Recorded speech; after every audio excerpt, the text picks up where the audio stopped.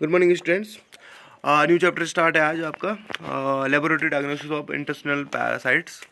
जो भी आपके पैरासाइट्स है, इंटेस्टिनल पैरासाइट जो मैंने आपको बताए थे कि जो इंटेस्टाइन में आपके रहते हैं, उनको डायग्नोसिस किस टाइप से करना है आपको। कई बार क्या होता है, आपकी जो एग्स होते हैं या फिर आपके जो डायरेक्ट स्टूल सैंपल में नहीं आते हैं, तो उनकी डिफरेंट टेक्निक्स हैं कि उनको किस टाइप से आपने डिटेक्ट करना है स्टूल सैंपल से या फिर यूरिन सैंपल से, किस टाइप से आप उनको क्या कर सकते हो, डिटेक्ट कर सकते हो हायर अमाउंट में। उनको उससे आपको क्या करना पड़ता है, आपको उसको सैचुरेटेड करना पड़ता है, अलग करना पड़ता है वहाँ से, और उनको किस टाइप से हायर अमाउंट में आपको फीकल सस्पेंशन मिले। ये सारी चीज़ें आज पढ़ेंगे कि आपको जो स्टूल सैंपल होते हैं उसको किस टाइप से ट्रीट करना पड़ता है। अगर आपको उसमें आपको लग रहा है कि आपके प्रोटोजोन्स हो सकते हैं या फिर आपके इंटेस्टिनल पैरासाइट्स के एग्स हो सकते हैं, ये सारी चीज़ें। तो स्टार्ट करते हैं। आपका सबसे पहले आपका इसमें ये आपका स्टूल एग्जामिनेशन, क्योंकि आपका जो इंटेस्टिनल पैरासाइट्स में है और आपका जो प्रोटोजोन्स में है, वो हर जगह आपका एक ही चीज़ मिलेगा आपको कि आपको स्टूल सैंपल का एग्जामिनेशन करना पड़ेगा। तो स्टूल सैंपल का एग्जामिनेशन में बहुत इंपॉर्टेंट है। तो आपको क्या क्या करना है स्टूल सैंपल में, देख लीजिए। Gross examination of stool sample should be conducted for detection of adult worm, tape worm, segmented and intestinal flukes. ठीक है, तो आप क्या, जब देखिए आप क्या किया, जब आप स्टूल सैंपल का जो स्टूल को क्या करो, कलेक्ट करोगे, तो डिटेक्शन क्या करना है आपने, अडल्ट वॉर्म की जो सेगमेंट्स होते हैं, जैसे आपको मैंने बताया था कि जो आपका टीनिया सोलियम होता है उसकी जो सेगमेंटेड बॉडी होती है, तो उसमें कुछ सेगमेंट्स आपके बाहर आ जाते हैं जिनमें एग्स होते हैं। और इंटेस्टिनल फ्लूक्स भी आ सकती है, डायरेक्ट फ्लूक्स आ रही है। Fecal matter can be washed away by diluting the sample in water and pouring it on a wire sieve.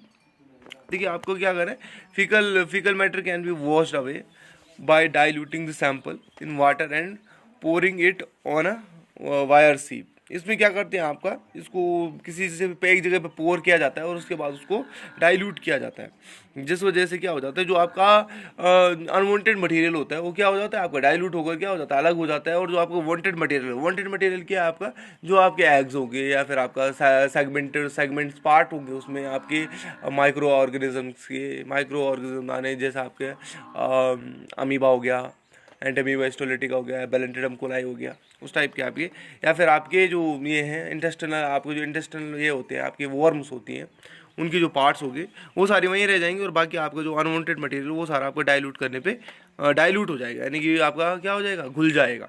लेकिन आपके जो एग्स होंगे वो घुलेंगे नहीं, बिकॉज उनके अंदर प्रॉपर्टी नहीं है घुलने की, वो घुलेंगे नहीं। लेकिन जो आपका अनदर अनवांटेड मटेरियल होता है वो सारा क्या हो जाता है, घुल जाता है डाइल्यूट होने पे। The worm would be left on the sieve, which can be easily picked out by holding the sieve against a dark background. ठीक है, उसके बाद देखिए आपको क्या करना है यहाँ पे, the worm would be left on the sieve, which can be easily picked out by holding the sieve. इसको मैं आपको एक डायग्राम बताऊंगा, लेट्स सी, मे बी अगर इसमें होगा,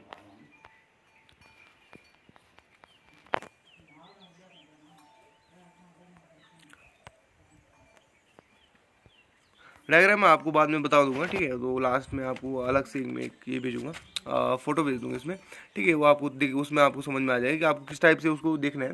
देखिए इसमें क्या करना है, आपने एक वो आपको क्या करना है, एक वायर सीप लेनी है। ठीक है, वायर सीप जो आप आपका डाइल्यूटिंग स्टूल होगा, उसमें जब आप ऐड करोगे उसको, तो आप क्या करोगे, जब उसको साइड लोगे, ठीक है, तो अगर आप उसे ब्लैक बैकग्राउंड में देखोगे, तो जो व्हाइट कलर के एग्स होते हैं या फिर आपके व्हाइट कलर के जो सेगमेंट होते हैं, वो आपको बिल्कुल क्लियर दिखाई देंगे उस वायर सीप पे।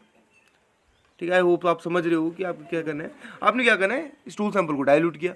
ठीक है, डाइल्यूट करने से क्या होता है, अनवांटेड मटेरियल जो होता है वो डाइल्यूट हो जाता है, घुल जाता है। अब घुली हुई जो चीज़ होंगी वो क्या होगी, अगर आप किसी वायर सिप को ऐड करोगे तो उस पर अटैच नहीं होंगी। लेकिन जो आपकी क्या है, सेडिमेंट है, जो आपकी सेडिमेंट यानी कि आपकी जो ऐसे ये एलिमेंट्स है उसमें जो घुल नहीं रहे हैं, वो जैसे आप वायर सिप ऐड करोगे उसमें, तो वायर सिप पे क्या हो जाएगा, चिपक जाएंगे। तो वायर सिप जो आप चिपक जाएंगे, तो वायर सिप जो आप ऊपर लाओगे और ब्लैक बैकग्राउंड में देखोगे, तो वायर सीप में आपकी क्या हो जाएंगे, वहाँ पे आपको छोटे छोटे उसमें व्हाइट कलर के स्पॉट दिखाई देंगे वायर सीप में।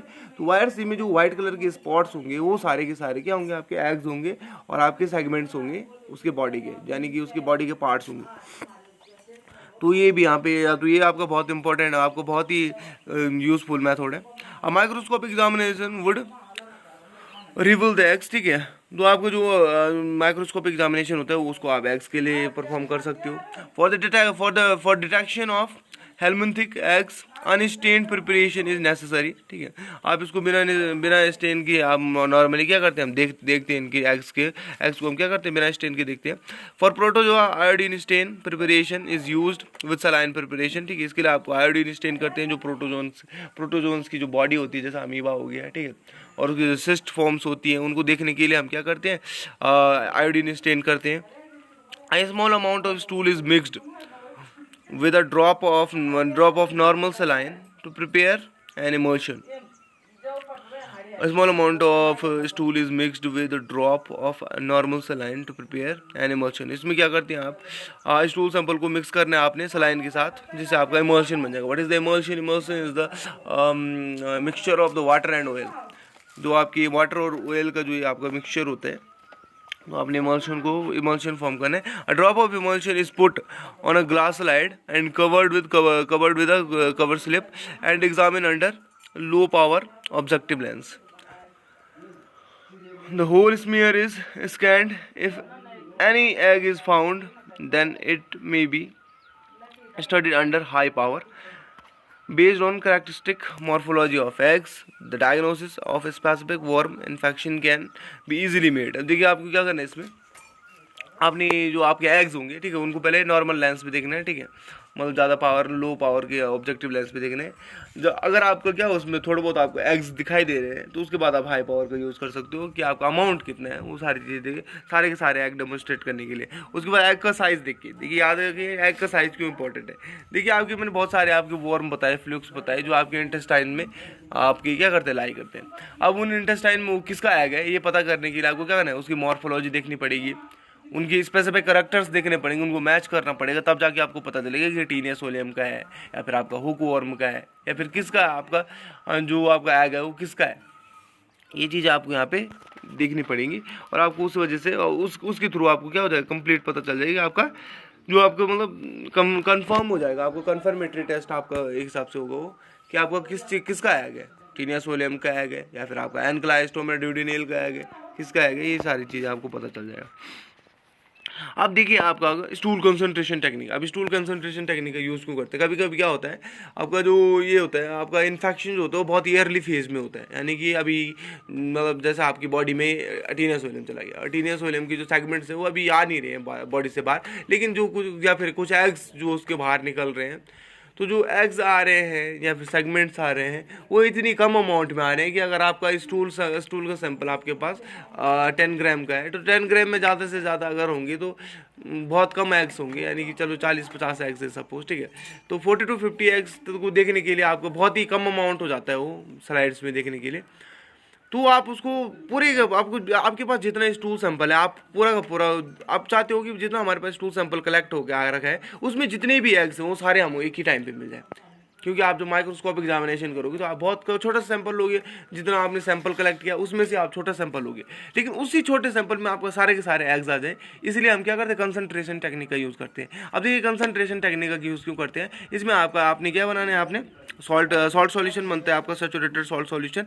अब देखिए सैचुरेटेड सॉल्ट सॉल्यूशन में क्या करते हैं, जितना भी आपने सैंपल कलेक्ट किया है उसको आप क्या करते हो, डाइल्यूट कर देते हो सॉल्ट सॉल्यूशन में। अब सॉल्ट सॉल्यूशन में जैसे आप उसको डाइल्यूट करते हो तो जो उसका अनवांटेड मटेरियल होता है सेडिमेंट के फॉर्म में आपका डाउन आ जाता है, लेकिन जो एग्स होते हैं वो सारे के सारे फ्लोट आउट करने लगते हैं और सारे के सारे टॉप में आ जाते हैं। जैसे मैंने आपको सीरम में बताया था कि जितनी आपकी एंटीबॉडीज़ और आपके एंटीजन्स होते हैं वो टॉप में आ जाते हैं सीरम के साथ। तो उसी तरह आपके इसमें क्या होता है, जो फीकल सस्पेंशन होता है वो तो आपको डाउन आपका जो सेडिमेंट बन जाता है, यानी कि आपका टेस्ट ट्यूब में अगर आप करते हो तो सबसे डाउन लेयर पे आ जाएंगे, जो आपकी फीकल सस्पेंशन हो डाउन लेयर पे आ जाएगा, लेकिन जो एग्स होंगे वो सारे टॉप पे चले जाएंगे और उनको आप वहाँ से अलग कलेक्ट करके उन एग्स को सारे सबको कलेक्ट करके अलग से आप क्या करते हो, उसके बाद उसका डेमोन्स्ट्रेशन कर सकते हो। तो जितना भी आपका उस फीकल सस्पेंशन में फीकल का जो आपका स्टूल सैंपल है उसको आपने जितना भी लाया था, ठीक है, जितना भी आपने लाया 10 ग्राम और 20 ग्राम जितना भी आपने लाया होगा उसमें जितने भी एग्स थे वो सारे के सारे आपको मिल जाएंगे। तो ये आपका कंसंट्रेशन मेथड होता है। तो इसमें देख लीजिए faecal material is dissolve in the solution which has higher density than egg so that egg would float on the surface of such solution. Saturated salt, saturated salt of solution of salt is prepared by boiling excess of common salt in water till a scum form in surface. ये देखिए specific gravity 1.2, ये आपका specific gravity किसके लिए है? ये है आपका जो उसका जो मिक्सचर होता है उसका वाटर के साथ, उसके लिए स्पेसिफिक ग्रेविटी 1.2। अब इसमें देखिए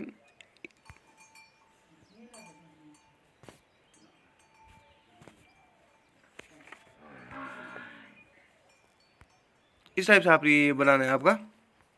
देखिए ये आपने क्या प्रिपरेशन की, देख लीजिए आपका एसिडेट बफर लिया, ये जो आपका सॉल्ट सॉल्यूशन है, ठीक है, उसमें आपने क्या किया, स्टूल आपका कूम्ब ऑफ स्टूल को ऐड किया आपने। उसके बाद देख लीजिए यहाँ पे ये आपको बन रहा है यहाँ पे सुपरनेटेंट एंड सेडिमेंट। सेडिमेंट किस चीज़ का बनेगा? जो फीकल सस्पेंशन होगा, अनवांटेड मटेरियल, वो आपको डाउन लेयर पे, सबसे बॉटम लेयर पे आ जाएंगे, डाउन आ जाएंगे सारे के सारे, ड्यू टू स्पेसिफिक ग्रेविटी। आपका उनका क्या ग्रेविटी की जो ज़्यादा होती है उन पे पावर, उनकी जो वेट होगा वो ज़्यादा होगा, लेकिन एक्स का जो वेट होगा वो बहुत कम होगा।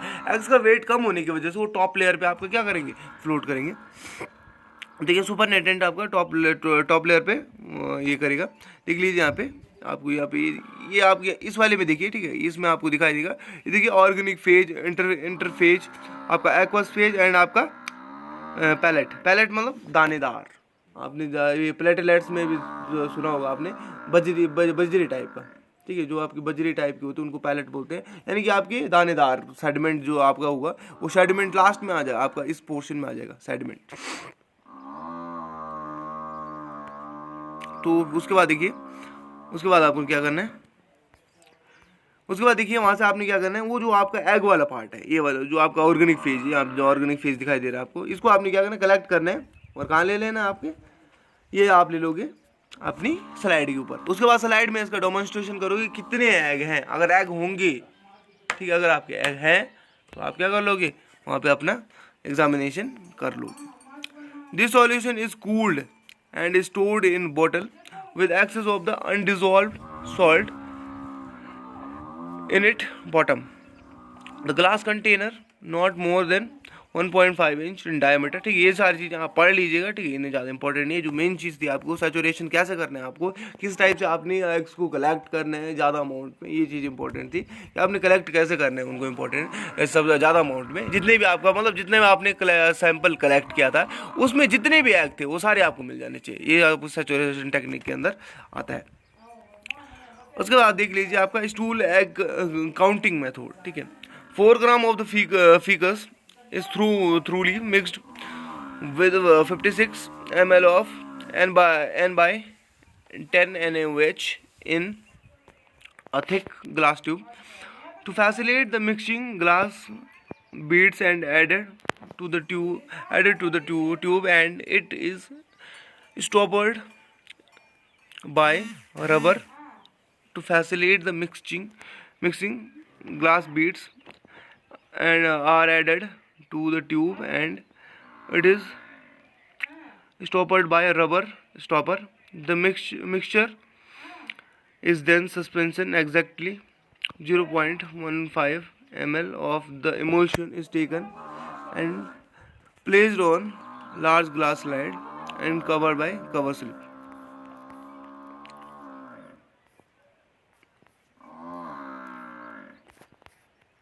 इसके बाद देख लीजिए आपको स्टूल की किस टाइप से, स्टूल सैंपल में किस टाइप से एग्स दिखाई दीजिए, ये दिखाई दे रहा है आपको पिक्चर में। All the eggs under the cover slip is counted under similar preparation is made and the eggs are again counted. The 2 counts are added and multiplied by 100 to give the egg count per gram of faeces. ठीक है, आपको 1 ग्राम, आपका ग्राम के basis पे आपको क्या करता है, 1 ग्राम के बेसिस में आप ये कर सकते हो। स्लाइन में आपने क्या करना है, faecal suspension, faecal stool sample लेना है, उसका सस्पेंशन बनाना है। सस्पेंशन किसके साथ बनाओगे, स्लाइन के साथ। उसके बाद आपको उसको स्लाइन को क्या करना है, आपके टेस्ट ट्यूब पे ऐड करना है, टेस्ट ट्यूब के ऊपर कवर स्लिप चढ़ानी है। उसके बाद आपको काउंट करने हैं। तो आप जब काउंट करोगे तो उसके बाद मल्टीप्लाई करना है 100 से, जिस वजह से आपको क्या पता चल जाएगा कि आपके 1 ग्राम में कितने आपके एग्स आ रहे हैं। तो ये चीज़ आपको काउंटिंग इसके थ्रू आप क्या काउंट पता कर लोगे कितना काउंट आपके स्टूल सैंपल में एग्स का है। यानी कि आपको पता चल जाएगा कि कितने अमाउंट में आपकी क्या हो सकती है, वॉर्म अंदर हो सकती है। हो सकता है आपकी एक से ज़्यादा वॉर्म अंदर हो आपके पेट में, तो ये पेशेंट के पेट में, तो उससे आपको पता चल जाएगा कि आपकी